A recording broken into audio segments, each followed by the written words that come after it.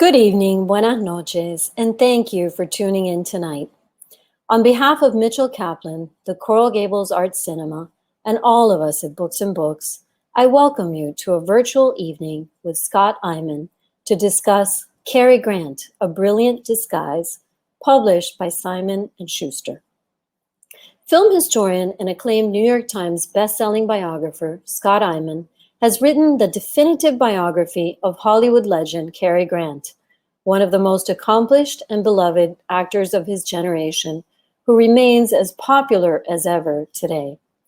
Scott Eyman was formerly the literary critic at the Palm Beach Post and is the author or co-author of 14 books, including the bestseller John Wayne, and with actor Robert Wagner, the bestsellers Pieces of My Heart and You Must Remember This.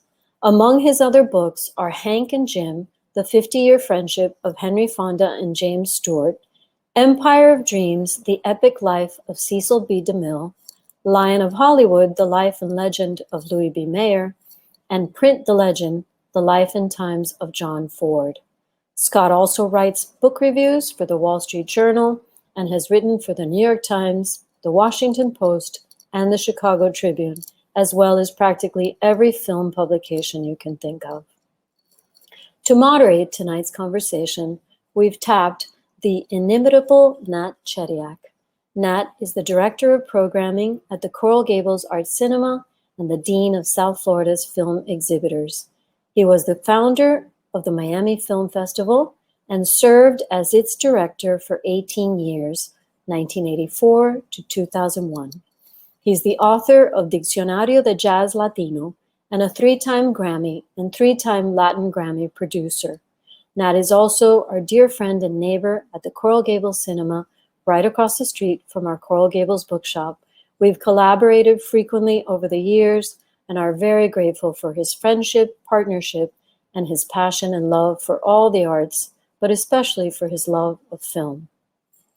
All of you watching can order your copy of Cary Grant, A Brilliant Disguise, from Books and Books below by pressing the green button at the bottom of the screen. Every purchase you make keeps Books and Books up and running. So we thank you and we remind you that indie bookstores need your help now more than ever. We'll have time for a Q&A with the audience following the talk, so please post your questions anytime during the broadcast in the Ask a Question button at the bottom of the screen, and we'll get to those right after the talk. But now, without further ado, I'd like to welcome our guests to the stage. Hello. Hey there, how are you? Greetings. Hey, Nat. Good to see Hello, old pal. One thing I think Christina neglected to mention, and I think I should throw that in as a caveat, is that we're old friends. So we're not meeting this evening for the first time, in case anybody suggests, boy, you really have an easy conversation. How do you know? In any event, your new book has presented a major problem in my bedroom. I have to increase the size of my night table because yes, I have the Lubitsch touch in there, and that's not exactly a pocketbook. and now there's A Brilliant Disguise, which is bound to stay there for a long time. I was ecstatic when I heard that was going to be your new book, because you had already written just a wonderful book about one of my favorite Hollywood directors, certainly not even top 5, top 3. And now you were tackling my favorite actor, not in Hollywood, my favorite actor, period. You know, and I will go further than you do, and not just say my favorite actor for light comedy, but my favorite actor, period. If I'd known that, I would have written it a long time ago. I wouldn't have waited this long. but that's where I want to start this conversation. You put John Wayne, The Life and Legend, to bed. That was your previous book, correct? No, then I did Hank and Jim, the book about Fondant Stewart. Yes, that's right. I needed a palate cleanser after John Wayne. I needed something containable after John Wayne. John Ford had this thing, you do one for them and then one for you. And if I don't think of it in those terms, but if I do a big book, I mean, something that makes the shelf sag, I'm going to do a smaller book after that. I'm not going to do two big books in a row because I need to recharge my batteries after one of those 600 or 700 page jobs. But what I wanted to go into is, so you put Hank and Jim to bed. Mm-hmm. Was Cary already in the back of your mind? I mean, how does Cary come up to the plate in your head? Cary had been brooded about in conversations between myself and my editor, Bob Bender at Simon & Schuster. And I had never I'd thought about Cary Grant, but I hadn't really thought about Cary Grant, if you know what I mean. I kind of traipsed over it without really doing any preliminary research or thinking if I wanted to do it. Partially because I'm getting to the age where the book has to be worth the price of the ticket, because I don't have that much time. How many more books can I write? I'm 69. So how many more do I have in me? 2, 3, 4? You know, it's getting up there. So I asked myself very seriously, if a subject of a book is something that I'm willing to expend 3 or 4 years of my life on at this point. And I didn't want to do Cary Grant right after John Wayne because it's a big book. It's a big career. Yeah. It's not a terribly lengthy career, but it's a big career, and it's an intrinsically complex life as well. So I didn't want to do it right after John Wayne. That was a non-starter. But after Hank and Jim, which was a book I really wanted to write, it came up again. And obviously Cary Grant is worth a good book.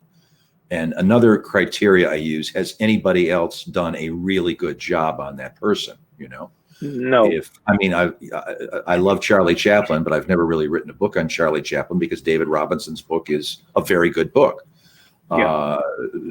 And I felt that John Wayne had been ill-served by biographers, and in looking at Cary Grant's biographies, I thought he'd been ill-served as well, which is probably egocentric on my part.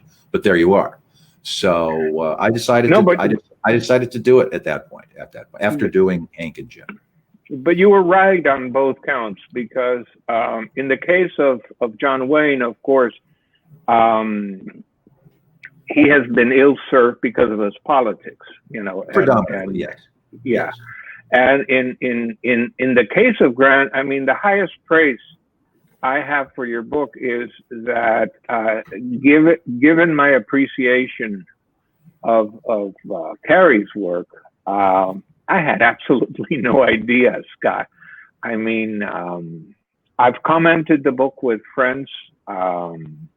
Fernando Trueba, who was at one point your editor in Spain with a Lubitsch Touch, yes. Told me, but tell me, does he write about his early life in Bristol? And I says, oh yes, and how?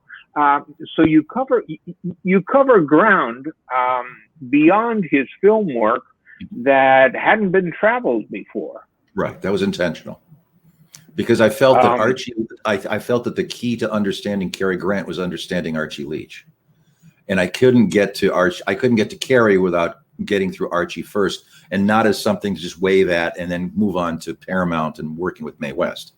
I wanted to really go into Archie Leach because he spent as much time being Archie Leach as he did Cary Grant. He didn't take the name Cary Grant until he was 28, 29 years old. No, and he carried him with him all his life. I mean, absolutely. Even after he had reconciled of being Cary Grant. By the way, I was at one of those conversations with Cary Grant, the one closest to us here in South Florida at Barry College. Yes, and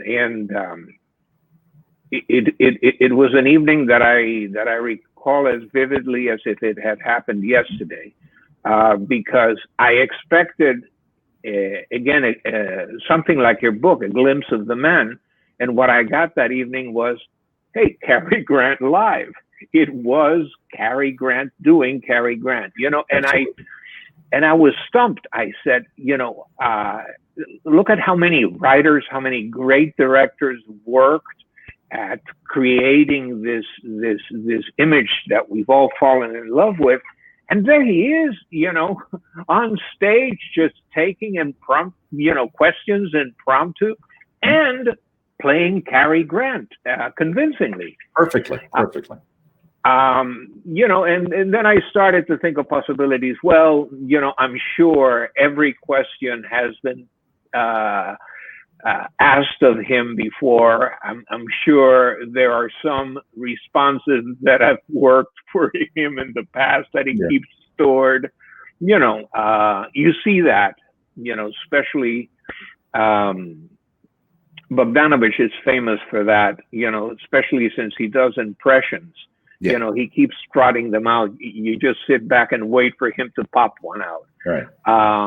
But it was a magical evening. He must have been very early on to his 80s. He walked on stage,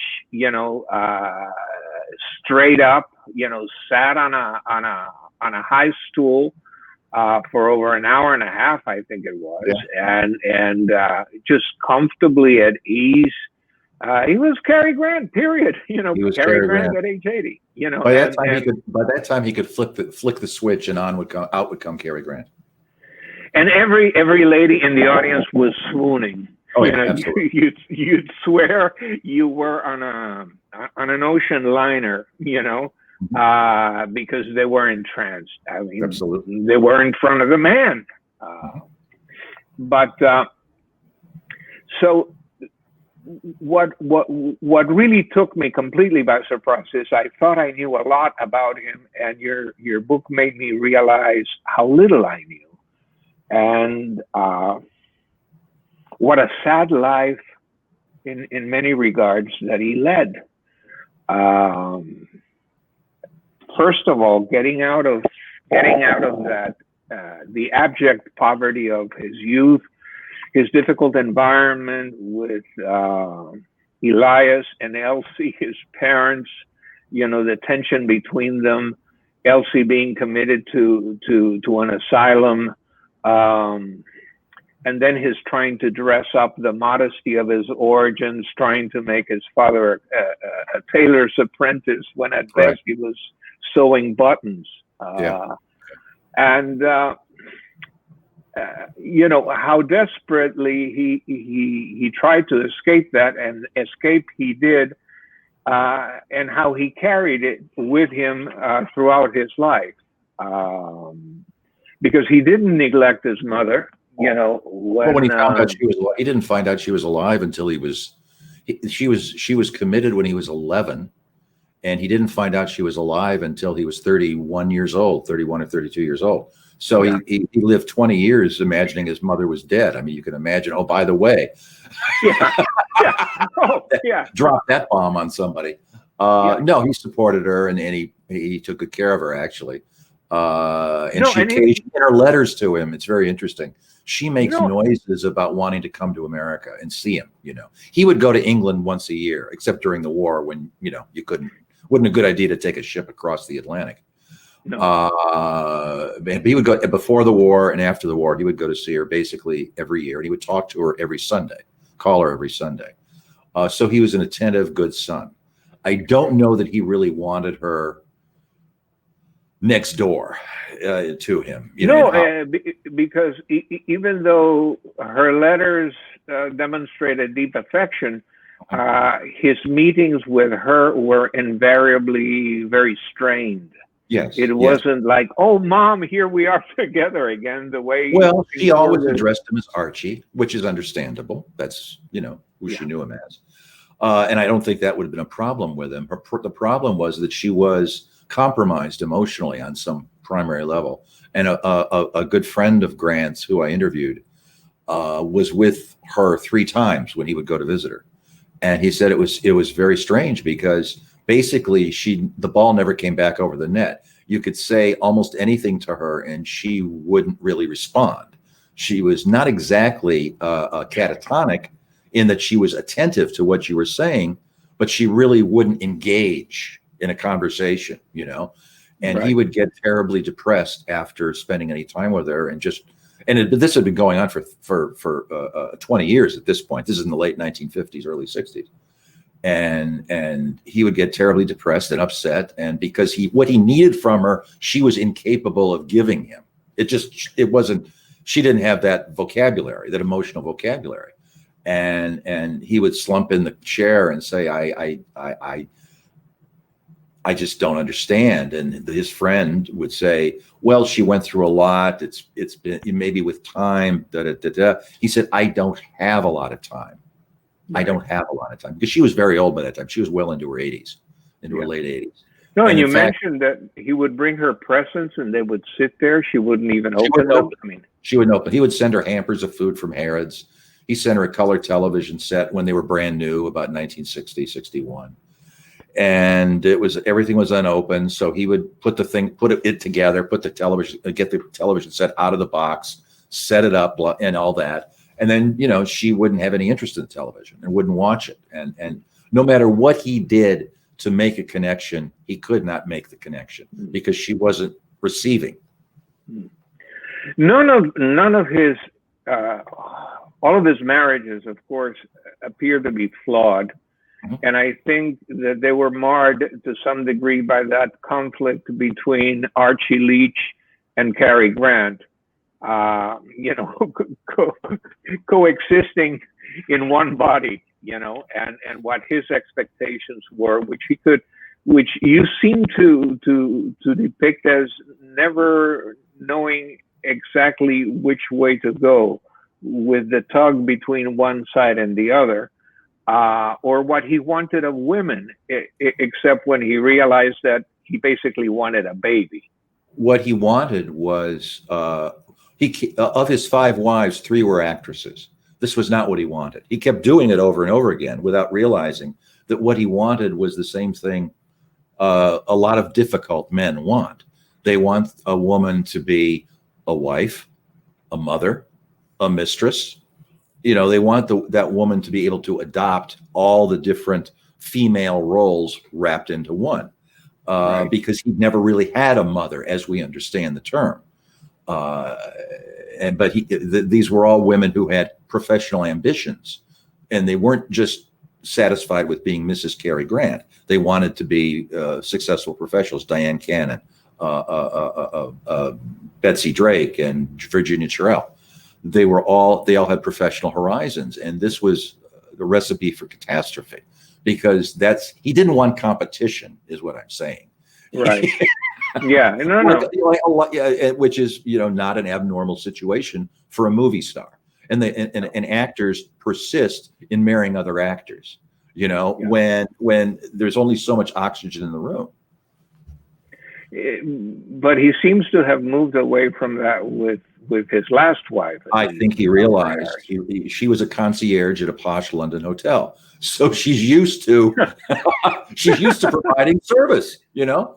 And they were idyllically happy because she could run the house, she could deal with contractors, she could take care of him in his moods. She could serve as a stepmother for his daughter Jennifer that he had with Diane Cannon. She could fill whatever role he needed because she was chemically and professionally trained that way and leaned that way regardless. So it was a perfectly happy marriage.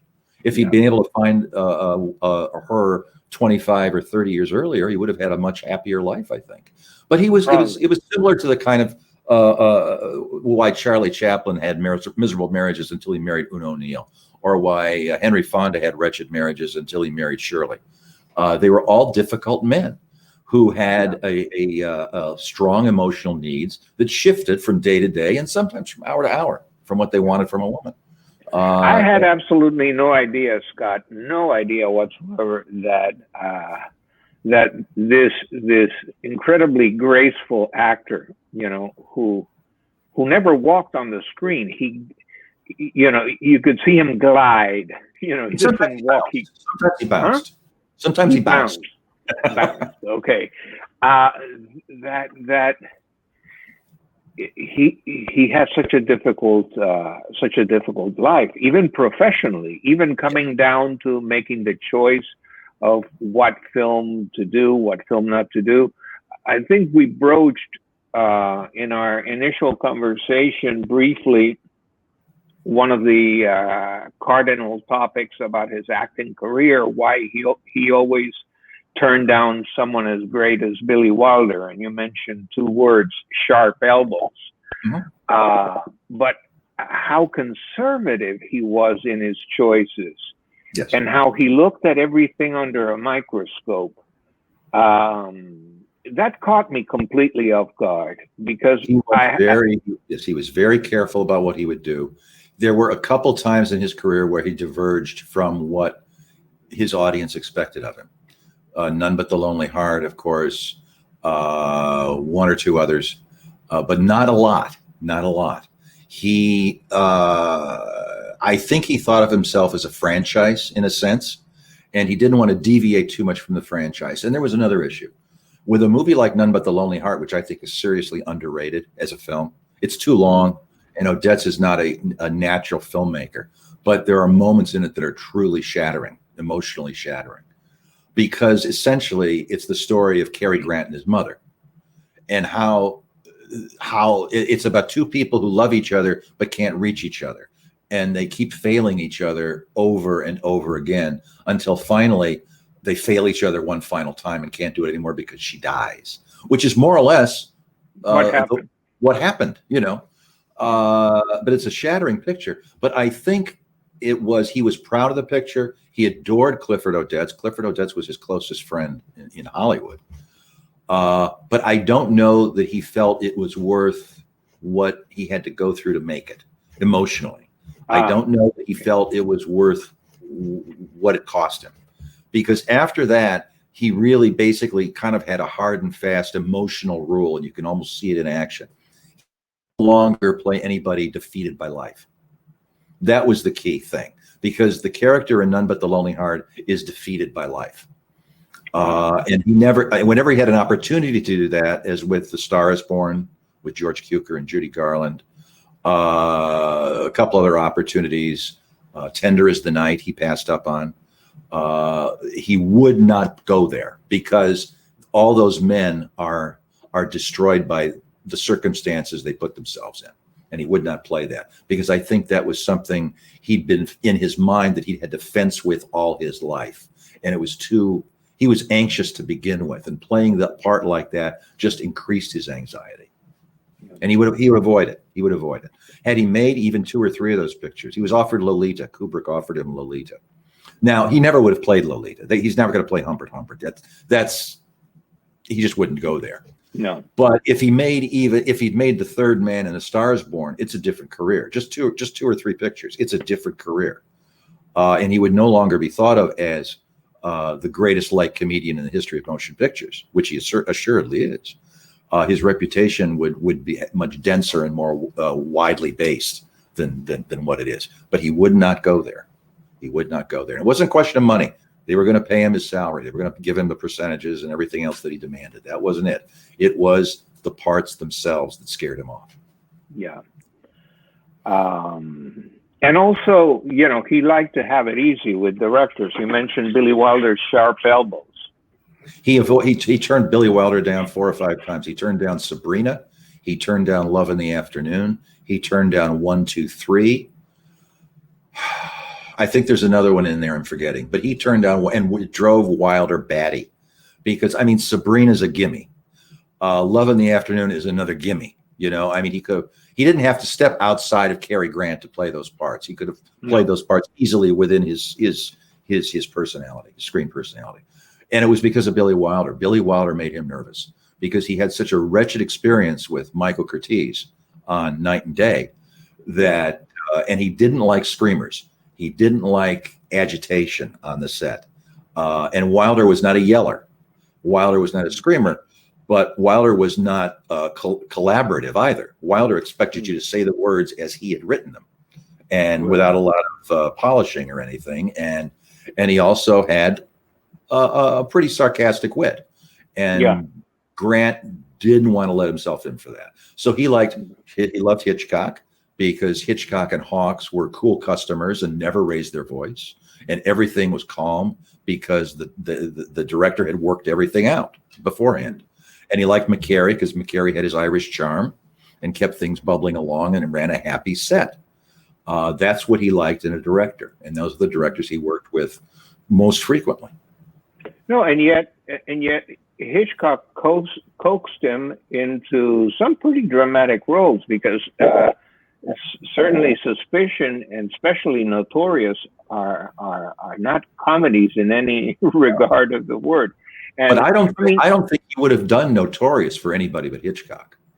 I don't think he would have played someone so suffused with rage, because that character Devlin, if Devlin ever lets go, someone's going to get killed. You know, I mean, he's really angry, and I don't think any other director could have convinced him to play. And the perversion in that film, that's one of Hitchcock's most perverse films. The more that Ingrid Bergman prostitutes herself in Cary's eyes, the more he falls in love with her. And the angrier he gets. Yeah. Thank you, Ben. Definitely not a comedic role. No. But notice something I point out in the book. What I find fascinating is how his body language is 180 degrees different when he's playing comedy from when he's playing in drama. In comedy, he's very loose. His energy level's up, but his body language is very loose. He's agile. His shoulders are free. His hands are moving around. His whole torso is loose. When he's playing something in like Suspicion or Notorious, his arms are at his side. He turns almost his entire body. He doesn't swivel his neck. He turns his whole torso. It's fascinating because I think because he was a professional acrobat before he became an actor, I think he thought movement was more important than a conventional stage-trained actor does, where it's all in the voice, you know. Right. Dead from the neck down. There's so many English actors are dead from the neck down. They're not interesting physically. It's all in the face and it's all in the voice. And that's not the case with Cary. With Grant, he's an incredibly physical actor. You can, if you turn the sound off, you can tell whether it's a comedy or a drama by watching 90 seconds of how he's moving, basically. And there are very few actors that you can actually photograph from the back and still be watching a performance. Absolutely. And Cary is one of them.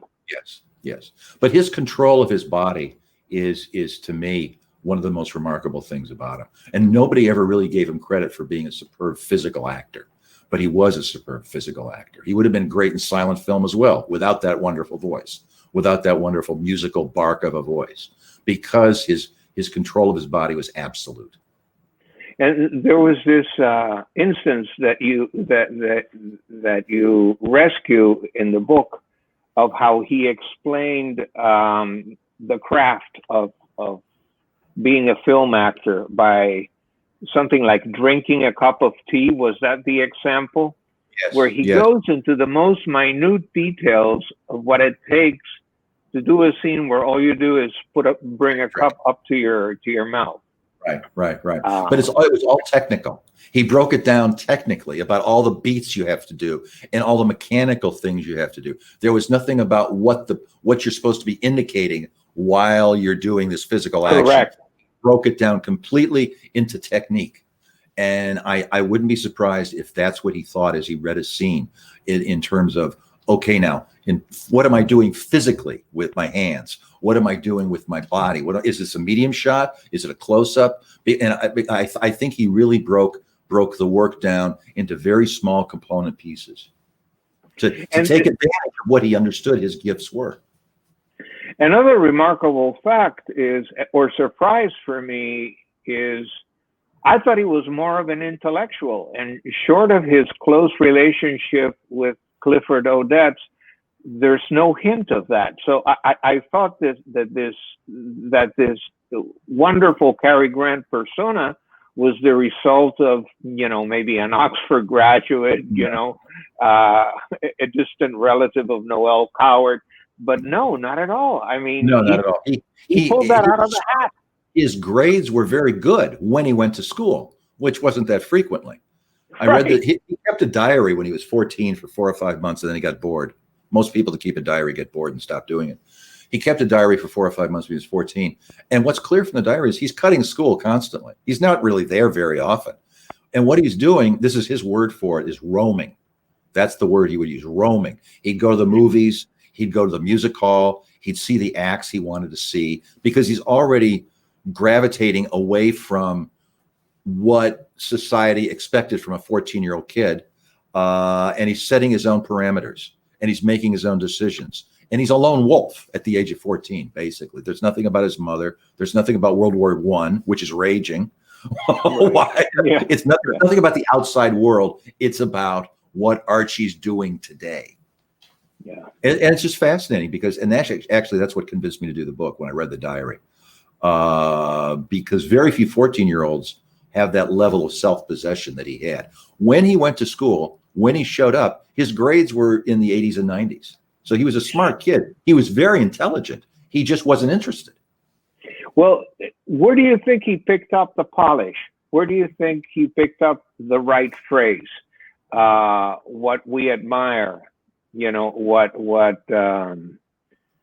gentlemen wish they were like, and women swoon at in front of the screen.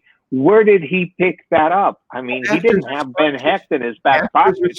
Actors are sponges. For his generation of English performers, if you were going to get out of the music hall, you had to have polish. You had to have professional polish if you were going to work in the West End, which was probably his ambition at that point, you know? So you had to look good in a tux. Well, he could do that. That was well within his skill set. And he was born with that incredible physiognomy and full head of hair and all these other things. So he had all the natural tools. But what he had to learn was surface polish, was the savoir-faire, was the gentility that he could project at will. And he probably got that from watching other actors. A little Leslie Howard here, a little Noah Coward there, a little A.E. Matthews over here. That's, in fact, he said that's what he did. He said, what you do until you develop a personality of your own, an artistic personality, is you steal. You steal bits and pieces from performers or you admire, or if you're going to be a writer, you steal bits and pieces from writers you admire, and you filter them through your personality and the level of experience you have, and sooner or later you develop your own individual artistic personality, which is what he did. He was a magpie. He watched people intensely, and out of that, through that sieve, came Cary Grant gradually, but it took a long time. He's not Cary Grant until he's well into his 30s as a performer, as an actor. When you see him in those early Paramount pictures, he doesn't project anything. He's like an 8x10 glossy who happens to be moving. I know, and but he doesn't project anything. No, and he wasn't very. It didn't seem like he was very happy being there. You know, with the likes of Mae West. And, it's like he doesn't quite know what he's supposed to do. Correct. He doesn't know what he's supposed to do, which is understandable because he'd done a few straight plays. He never really did anything in the West End in London. He did do some straight plays and some musicals in New York, but his experience was pretty limited, actually. Certainly in drama, his experience was very limited. So he's literally learning day by day at Paramount Pictures about what to do. And it was the wrong place for him because Paramount basically took care of Gary Cooper and Marlene Dietrich, and everybody else was left to fend for themselves. And he wasn't. They weren't doing him any favors with those 5 years, 4 or 5 years he was there. No, he was dancing as fast as he could, and he was picking up. I mean, he's better in 1935 than he was in 1932, but he's still got a long way to go. He doesn't really come into his own until he basically until he goes away from Paramount, to at least Paramount. Yeah. You know, there's another thing I didn't know that never occurred to me. My mother's favorite film was An Affair to Remember, and everybody's mother's favorite film is An Affair to Remember. Yeah, probably. And she used to say that Charles Boyer was her favorite actor which leads me to believe in retrospect that she saw the original love affair. And that's probably where it started. But the thing I knew nothing about, An Affair to Remember, was the fact that Cary's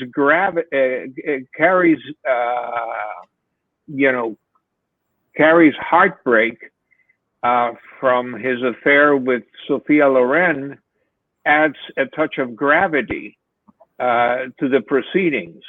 Can you go a little bit into that? Well, he had this intense thing with Sophia Loren when they made the not terribly good movie called The Pride and the Passion for Stanley Kramer. And they were in Spain, and magical things happen when you're on location in Spain or Italy or France, basically. And he fell madly in love with her, and he pursued her relentlessly. He asked her to marry him, evidently forgetting that he was already married at the time. Hey, you left the wife in the closet. Yeah. He had completely forgotten that he was married to Betsy Drake, and she's sitting at home and wondering why her husband's not returning her phone calls. And Loren was in a pre-existing relationship with Carlo Ponti, who was also married. So it was a really awkward situation. He pursued her relentlessly on location. And then a few months later, when they did Houseboat back in Hollywood at Paramount, he pursued her relentlessly again. And she just kept dodging and dodging and dodging. And she was exhausted, and he was exhausted by his relentless pursuit. And it's probably the only woman he ever really wanted that he never got. It's remarkable. Is there any? I don't think you touch us to the fact of whether they actually had a relationship or it never went past Cary's attempts. I have a feeling that there was something there.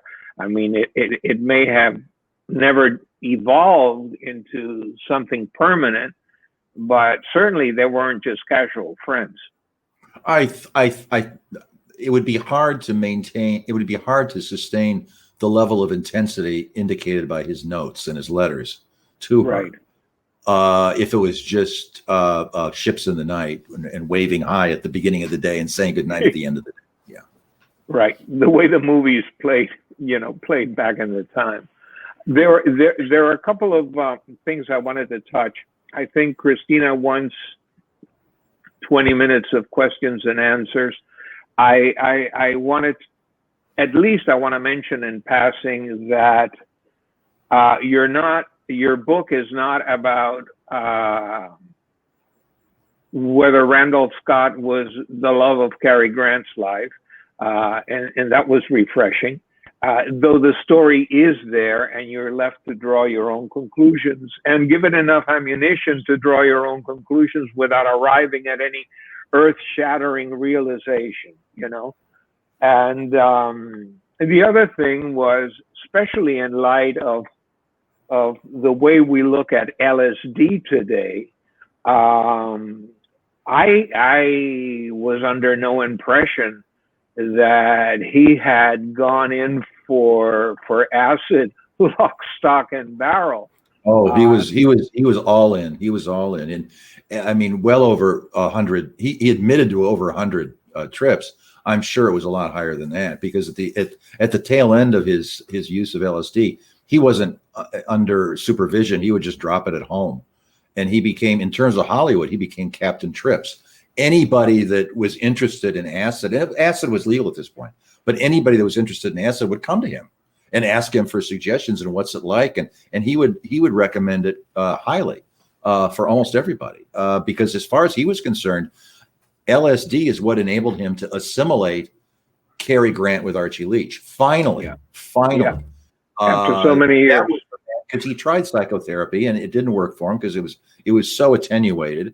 And he wanted to see some movement, in himself. He wanted to unify these disparate personalities, the actual personality, and then his adopted personality that the public expected him to adopt at will, which he could. But as far as he was concerned, LSD saved his emotional life. No, I was blown away by that whole side of his story, particularly because, you know, I mean, I'm 1 year older than you are, and our idea of a head, you know, in the 70s or late 60s was you know, maybe Frank Zappa, but not Cary Grant. Certainly not Cary Grant. Or Jerry Rubin or somebody, but no, it wasn't Cary Grant. But you know, appearances can be deceiving. Yes. Anyhow, one last question before we turn it over to Christina and the questions. We started to talk about when you decided that Cary was going to be the next batter up. Is there a next book in mind? Will it be something smaller, as you had mentioned early, as an interim? What do you have cooking in the oven? I take 6 months off after I finish a book, and then I start mulling over what I'm going to do next. So by the time the book comes out, the previous book comes out, I'm usually tracked on something, you know, because I don't want to be in a crouched position under the table waiting for reviews. I want to be working on something else. Right. So yeah, I'm working on something else, but I'm not one of those writers who likes to talk about what he's working on. There are writers who love to talk about what they're working on. I find I talk it out. I lose energy, lose compression if I talk about what I'm working on. It's a big subject, but I'm cheating a little by taking a small component of the life. It's one of the primary lives of the 20th century. But I'm not doing a soup to nuts book. No, this was a totally selfish question. You know, as I mentioned, my night table, I want to determine what kind of size I have to go and replace the one I have with. Anyways, is Christina? Oh, there she is. There she is. You see, I've been keeping, I think, a pretty good balance of time. Oh, yeah, absolutely. Yeah, except, you know, in our normal terms, Scott and I can go on for hours. That's for and do. But yes. Christina, let's let. So I want to remind everyone that's watching that you can enter your questions. You can post them in the Ask a Question button. We have a few questions here already, but you know, please ask some more. And so before you start though, this is this is practically November.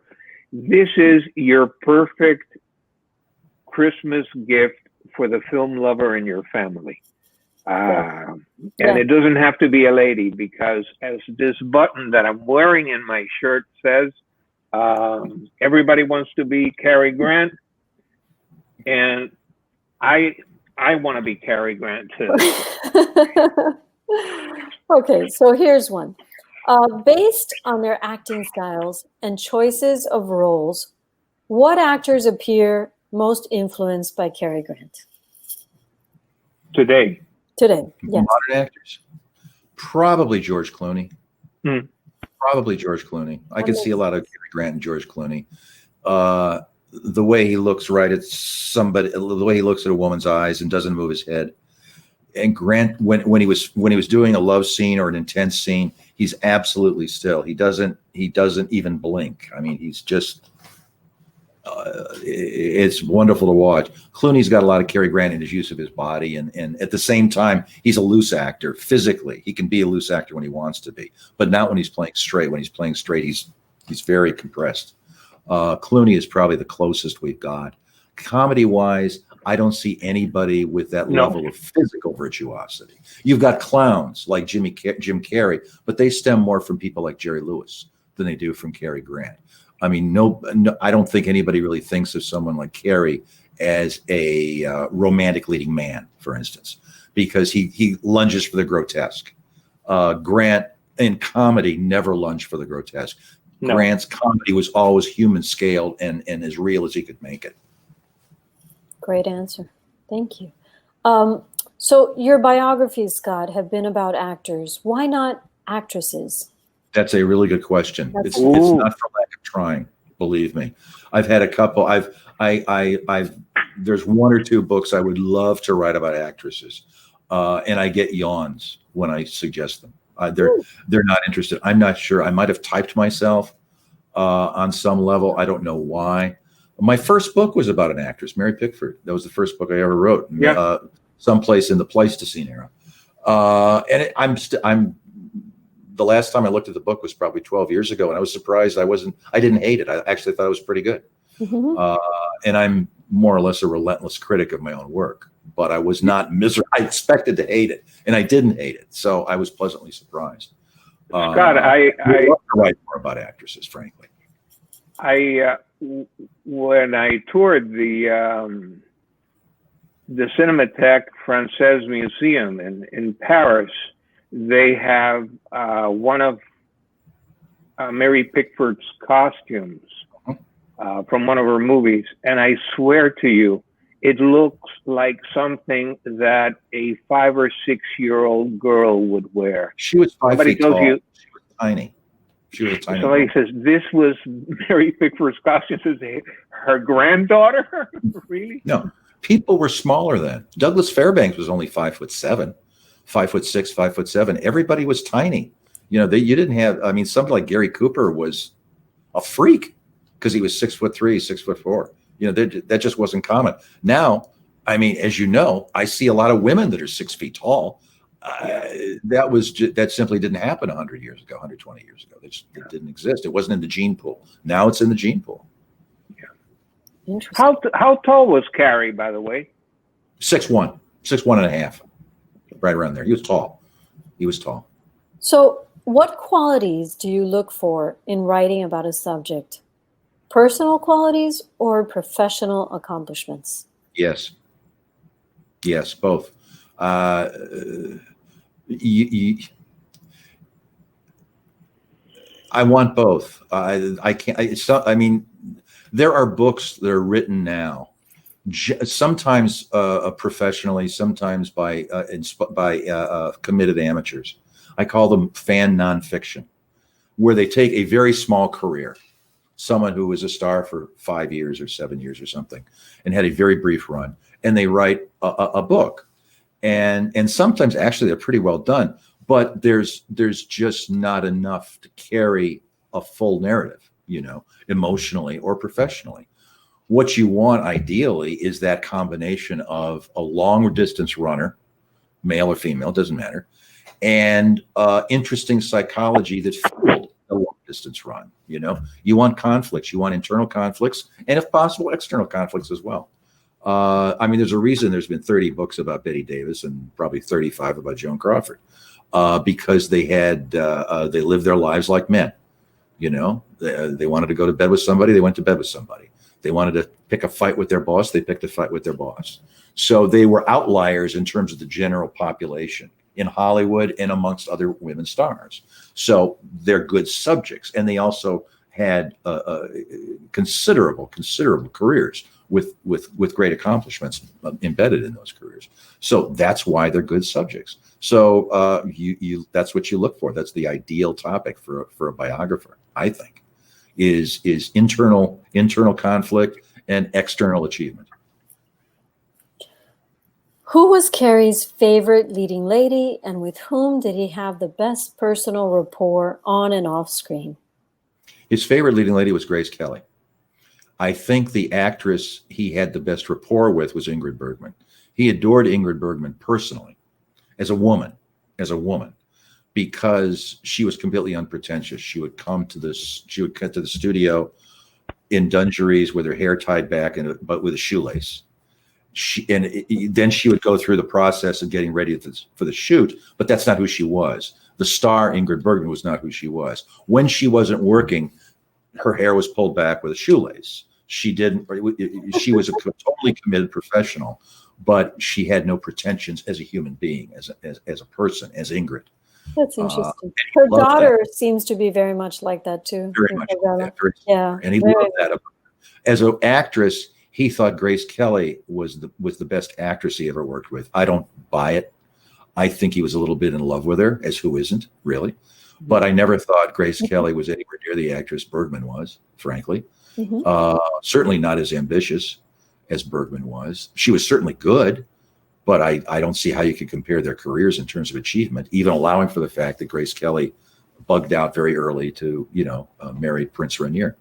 But he thought Kelly, because Kelly was alert, you could throw Kelly an ad lib or something and she would respond in character. And he liked that about her, that she was really focused in the moment, you know. And he said a lot of, how did he phrase it? He said, you could throw the ball to her and she would catch it and throw it back. And a lot of actors don't even catch it.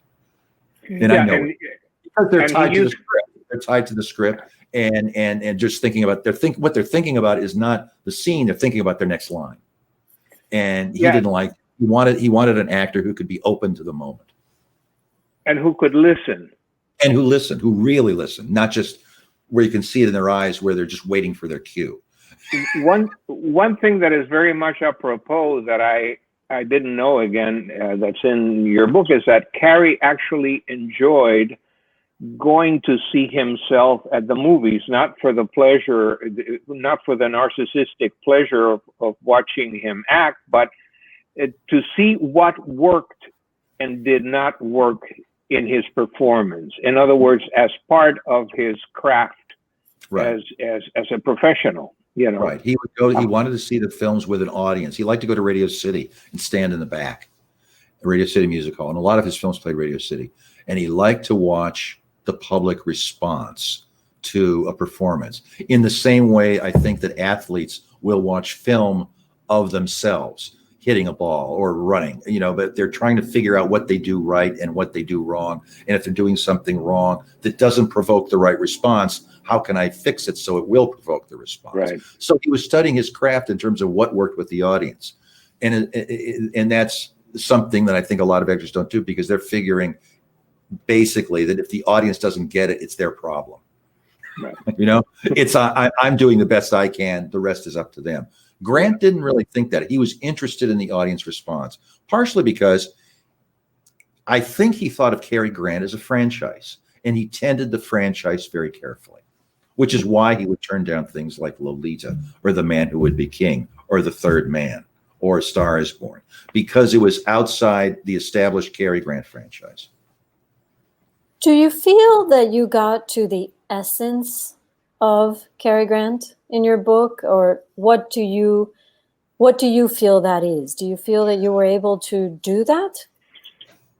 I'm not sure he ever got to the essence of Cary Grant. I think he spent his entire life questing and anxious about Cary Grant and about Archie Leach. I think I got as closer than anybody else has gotten.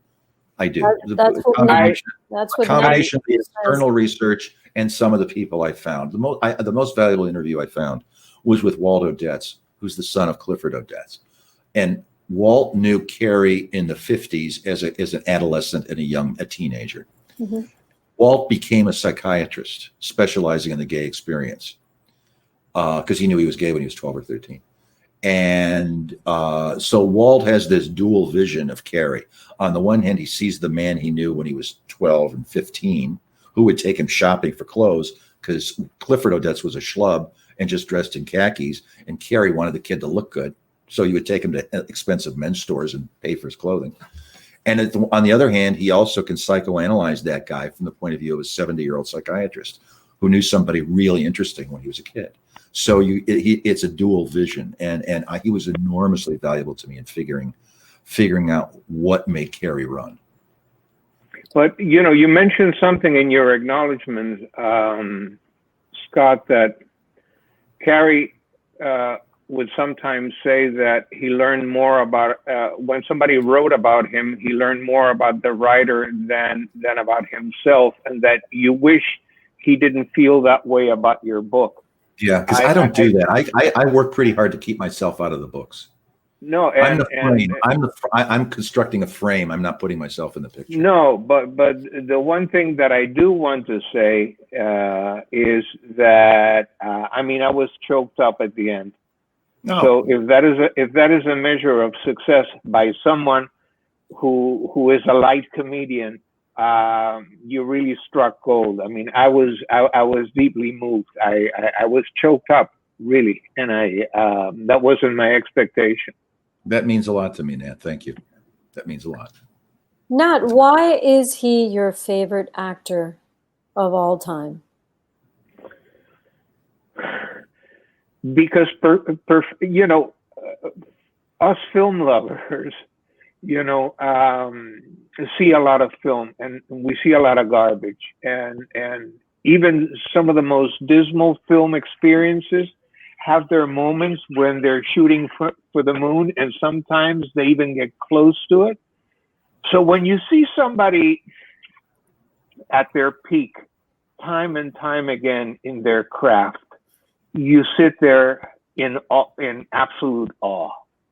I mean, it happened to me with Hitchcock, when for the first time in my adult life, I stopped programming for other people as an adult when I left the festival, and all of a sudden I had all this time, and I said, okay, I'm going to program by myself. What do I want to watch? I started to watch Hitchcock because everything was perfection.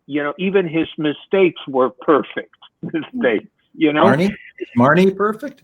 Oh man! Well, if ever one of his films has been recently reappraised, it's been Marnie. You know that. Mm-hmm. Yeah, but I don't go along with it. I think it's a terrible film.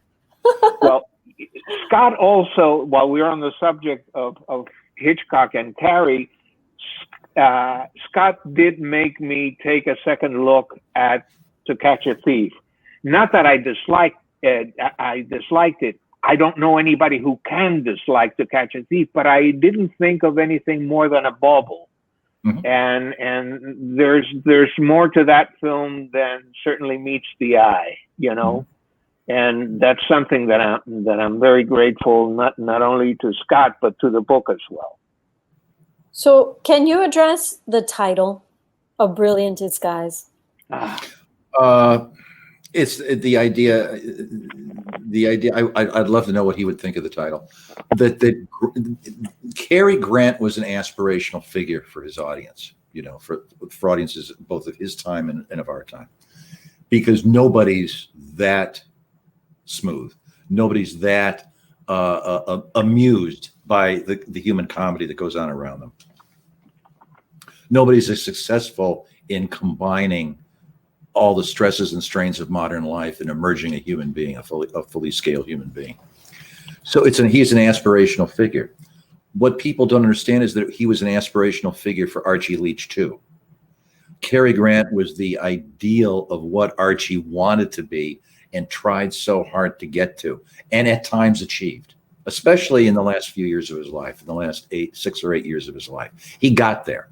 He became a much kinder, a more gently disposed human being to other people and patient with people than he'd ever had been when he was a huge movie star.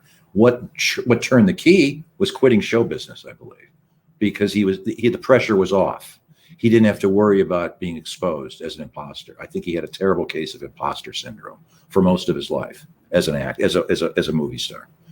When he quit show business in 1966 to raise his daughter and to relax and to serve on corporate boards and, occasionally go out and do a conversation with Cary Grant at one town or another, the pressure was off. He could relax into being the person he always wanted to be. So it's a story of striving and striving and striving and failing and finally achieving the ultimate success of being able to relax and bask in everything he'd accomplished and in the love from other people that he'd never been able to accept before. By the way, one thing I've been meaning to ask you, how was Jennifer Grant, his daughter, with you as far as the book is concerned? I interviewed Jennifer some years back. She was open up to a point, and then she wasn't. They had he focused all the love he'd never been able to give his wives, all the love he'd never been able to give his fans, all the love he'd never been able to give his mother, all of the love he'd been storing up for decades. He focused all that on her, and she absorbed all of it. So she's very protective of him because she knew him after he'd quit show business. She didn't know the anxious man that other people knew and had to deal with in the 30s, 40s, and 50s. She didn't know that guy. She just knew a very benevolent, kindly, white-haired old gentleman, you know? So she's very protective of that kindly old gentleman, which is perfectly understandable. Your favorite Cary Grant film, both of you? Just one? As many as well. No, Well, maybe for your comedy, top five. For comedy, I would go with Bringing Up Baby or His Girl Friday. For star turn, I would go with To Catch a Thief. For drama, I would go with Notorious and None But the Lonely Heart. And you, Nat? Ooh, we can't hear him. Lost Uh-oh. you, Nat. Yep, I think we lost him. We lost him. Okay. We got the lost Well, microphone thing. We are actually at the hour. It's 8 p.m. now, so maybe we will take this as a cue to end the program. Okay. I want to thank you both for a Thank you. fascinating conversation. Oh, it's a lot I of can't fun. wait to read this book, and I hope that everyone watching just presses that green button. I want, everybody that buys it from Books and Books, I'll sign a book plate and send it to you. Fantastic. Okay? You can put in the book, but buy it from Books and Books. That's phenomenal. Thank you so much. So, and I hope the next time we'll be in person at the Coral Gables Bookshop. That would be all wonderful. of us together. That would be wonderful. And, you know, across the street from the cinema. And once again, and we'll walk over. We'll do the book. We'll do the book thing, and then we'll walk over and watch a movie. Yep, sounds wonderful. That's what I want to do. Thank you very, very much. And thank you, Christina. And thank you, Nat. We'll be talking. Love you. Bye. Bye-bye. Take care, guys. Bye, everyone.